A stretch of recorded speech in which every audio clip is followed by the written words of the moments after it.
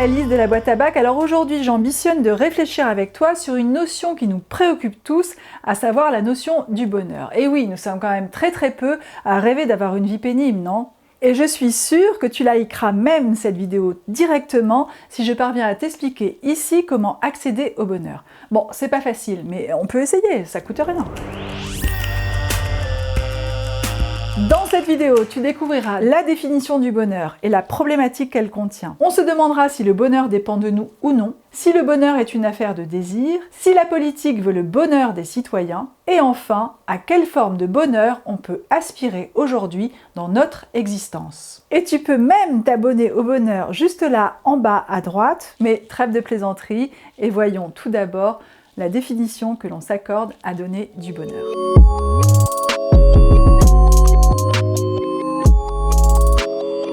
Généralement, on définit le bonheur comme un état stable, de satisfaction complète, dont découle un sentiment de plénitude et de béatitude. Or, de cette vision du bonheur, qui décrit le bonheur comme un état stable et durable, découle le premier problème qui sous-tend la notion. En effet, comment concevoir le bonheur autrement qu'un idéal stable et désincarné, dont on ne peut faire l'expérience dans l'existence, alors que la vie est changeante, parsemée d'obstacles et d'embûches ? En d'autres mots, à quoi bon réfléchir sur quelque chose qui n'existe pas? Ou ne risque-t-on pas de souffrir si l'on tend inlassablement vers quelque chose que l'on ne peut pas atteindre? Un des premiers philosophes à avoir pointé l'impossibilité de définir le bonheur est Kant.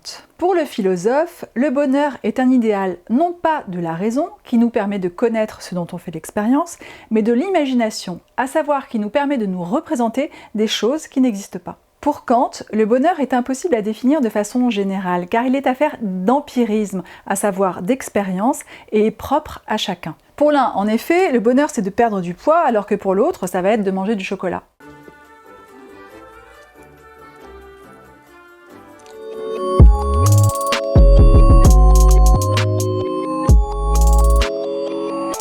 Dérivé du latin bonum, bon, et augurum, la chance, la fortune, il s'est transformé en bonheur en ancien français. Dans l'Antiquité, il est donc facteur de chance, il ne dépend pas de nous, mais du sort. Au bonheur peut succéder malheur et malchance, ces différents états ne résultant que des caprices du sort. Pour les anciens, le bonheur c'est donc un don du ciel, une chance, ce qu'ils appelaient la fortune. Or, rester dans la passivité, un peu comme la belle au bois dormant qui attend que son prince charmant la délivre, admet que c'est une position qui est intenable.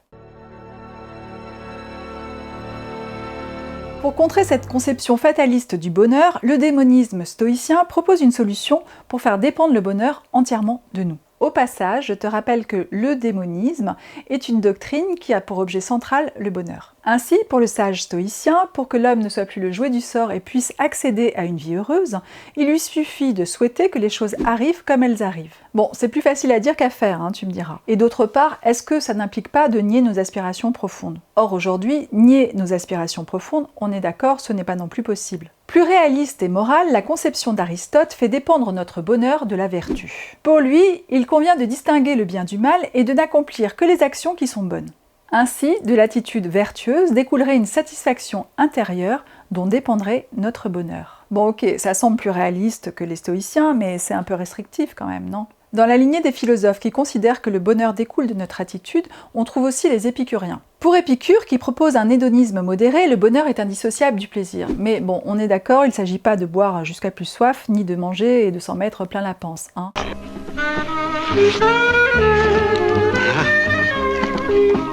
Au contraire, pour Épicure, il s'agit de faire un tri des plaisirs. Le bonheur étant ataraxie, à savoir la conséquence d'absence de troubles, il s'agit pour le philosophe de ne profiter que des plaisirs naturels et nécessaires, boire, se reproduire, manger, dormir, en réalité de ne profiter que de ses besoins, et de temps en temps s'octroyer des plaisirs naturels, mais non nécessaires, boire un verre de bon vin ou manger un méfin, et d'ignorer les plaisirs non naturels et non nécessaires tels que l'ambition, la gloire ou la richesse, car ceux-ci, au même titre que le désir, sont insatiables et peuvent engendrer de la souffrance. Bon ok, mais à moins de vivre reclus dans une grotte, on a quand même peu de chances de pouvoir appliquer ce que préconise Épicure.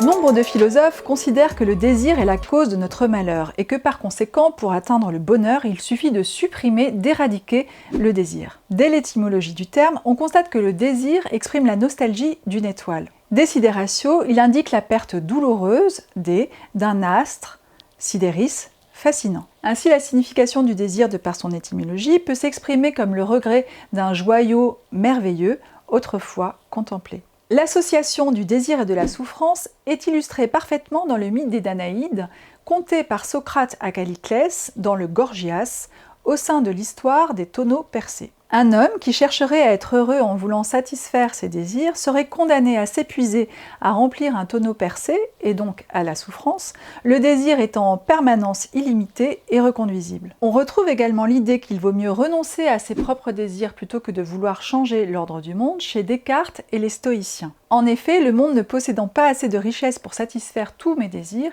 il vaut mieux, selon les penseurs, y renoncer afin de ne pas souffrir. Et pour conclure sur les philosophes qui déprécient le désir, on peut citer la vision la plus pessimiste de tous ces penseurs, qui est celle de Schopenhauer. Pour le nihiliste, le vouloir vivre ou notre désir est ce qui cause notre douleur et ce qui divise les hommes. Il faut donc le faire taire à tout prix et trouver un refuge dans l'art qui seul peut apaiser notre souffrance. Bon, mais c'est un peu moral et pas très porteur comme vision, non? Et puis c'est pas facile d'avancer quand on nous dit « fais pas ci, fais pas ça ». Fais pas ci, fais pas ça, viens ici au toit de la... Fédérateur et optimiste, Spinoza pense au contraire que le désir est l'essence même de l'homme et que la joie qui découle de sa satisfaction est le signal du passage d'une moindre à une plus grande perfection. On trouve la même conception positive chez Nietzsche, pour qui le désir, qu'il nomme volonté de puissance, est un élan vital, une force créatrice et donc un des vecteurs du bonheur. Sois plus ardent que le feu des volcans, secret comme les nuits de lune. Bon, ok, c'est plus porteur et plus joyeux comme vision, mais pour que le bonheur soit accessible à l'homme, faut-il encore que la politique s'en préoccupe et nous permette d'y accéder ?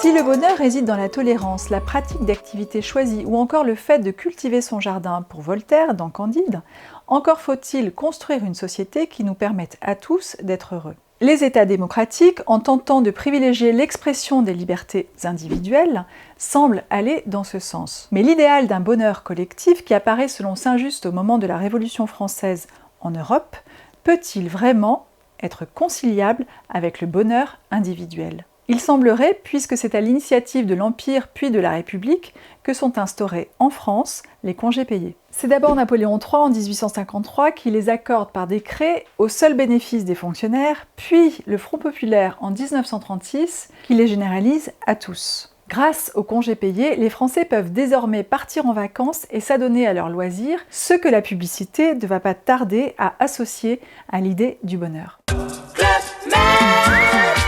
Le bonheur.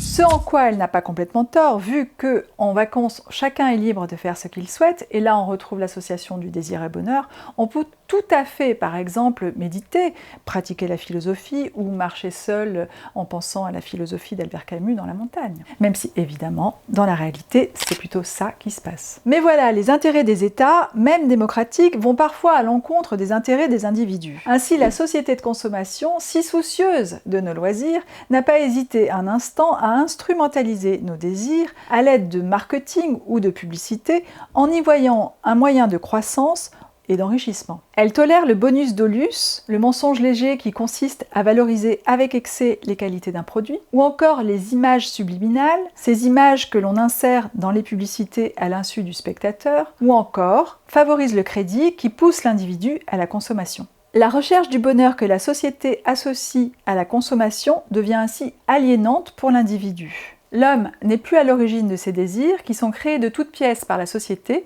qui n'a qu'un seul but, s'enrichir. Bon, avec la société de consommation, on voit bien que la politique n'est pas à l'abri de ne pas pouvoir concilier ses intérêts personnels et les intérêts des individus. Mais alors, si les intérêts des politiques divergent des intérêts individuels? Si pour la philosophie, le bonheur est un état permanent dont on ne peut faire l'expérience et est donc impossible, et qu'il faut toujours le rattacher à des notions secondaires telles que le désir, le plaisir, etc., à quelle forme de bonheur pouvons-nous espérer aujourd'hui?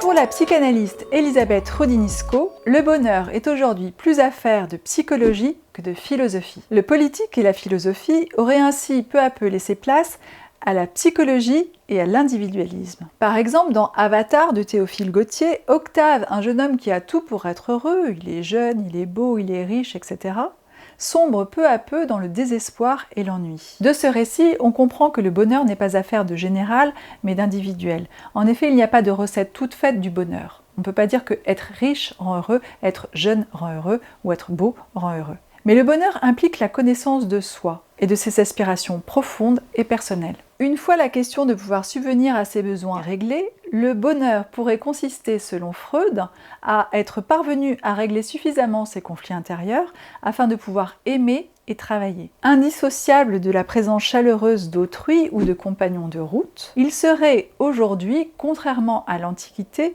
indissociable de la praxis, c'est-à-dire de l'action. Il résulterait aussi d'une activité choisie et peut-être aussi d'actes d'aide envers autrui, ce qui agrandirait considérablement l'estime de soi-même. Sorte de quête et graal de nos sociétés actuelles, souvent difficile à atteindre et malmenée par les affres de l'existence, les renoncements, les deuils, les échecs, etc., le bonheur semble aujourd'hui être davantage associé au bien-être, à la joie, à la confiance, à la force d'exister dont parle Spinoza et qui nous assure de vivre les obstacles comme l'occasion d'accroître notre propre personne. Ainsi, si vivre dans un état de bonheur permanent n'est pas possible, avoir une vie heureuse, portée par la joie, le désir, le bien-être et la confiance, semble être un objectif aujourd'hui tout à fait accessible. Et ma foi, c'est tant mieux, et ce pour notre plus grand des bonheurs. Voilà, la vidéo sur le bonheur est terminée, j'espère que ça t'a plu, voire que ça t'aidera dans l'existence. N'hésite pas à la liker et à me retrouver sur d'autres vidéos de philo sur notre site laboîteabac.fr.